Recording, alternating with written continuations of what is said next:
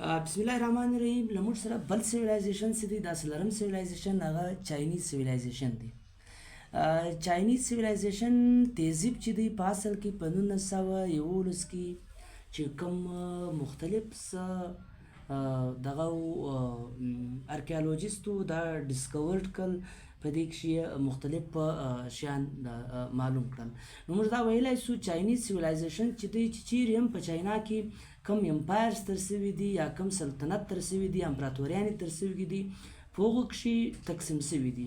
یعنی د خپل وخت د کم امپراتوریانې چې دي د هغو مطابق دوی خپل سیویلایزیشن چې دي کم د عیسی علیه السلام له مخه ډسټریبیوټ کړي دي. لکه اوس موږ دا وایو چې یو د دوی ډېر اوږد کم چې ډېره زیاته باچایي یې کړې ده هغه 200 کاله دی، یو بل امپراتوري چې ده هغه بیا ډېر کم زیات کړی دی چې 15 کاله یې خپله باچایي کړې ده. اوس که مختلف تاسو وګورئ چې فسټ کومه اوله دغه چې و سلطنت چې و امپراتوري چې و هغه کوین دغه په اصل کې پرونس کېږي چین ډاینسټي چې په 221 بیسي کې چې وه دا چې ده دغه هغه ټیم وچلېده.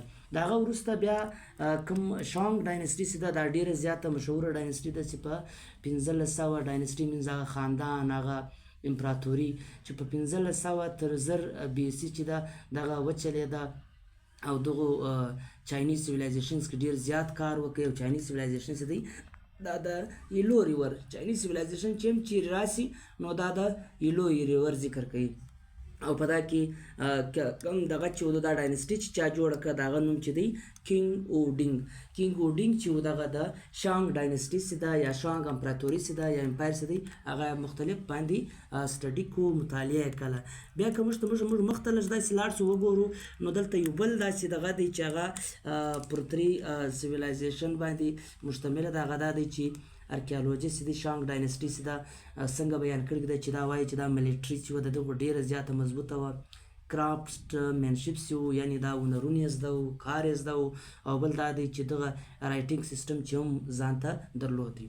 او بل دا دی چې بل کومه ډاینسټي چې ده یا بل کوم امپراتوري چې ده هغه چې دی زو ډاینسټي ده چې په 1440 څخه تر 240 پورې دغه کوم عیسی علیه السلام مخه دا چلېدلي دي. او دا ډېره فیمس کوم فلاسفر چې دي هغه پیدا کړي دي. لکه مثال کې موږ دا وایو د کنفیوشس چې دی چې کوم کنفیوشزم مذهب یې کوم دغه کړی دی چې موږ ته د اخلاقي او دغه تعلیم مذهبي تعلیم ورکوي. بیا داویزم دی او بیا د دې لیګلیزم دی. دا درې کوم هغه مذهبونه چې دي په دغه وخت کوم زو ډاینسټي چې وه په هغه کې دا پیدا سوي دي. بل بیا په دغه کومه زو ډاینسټي چې ده په دې کوم د چاینا وال چې دی او کوم دیوال چې دی دا دوی چې دی دا دوی دغه کړی دی جوړ کړی دی. نو موږ دا ویلی سو چاینیز سیویلایزیشن چې دی هغه ته بالکل هغه ټیم چې د ایلو ریور سره که موږ دا خبره وکړو چې دا د ایلو ریور سره جوړ سوی دی، ایلو ریور آس پاس آباد سوي دي. او دا چې دی کومې امپراتوریانې چې راغلي دي، حکومتونه چې راغلي دي پر هغو باندې موږ تقسیموو او بیا د دوی سیویلایزیشن چې دی هغه معلوموو.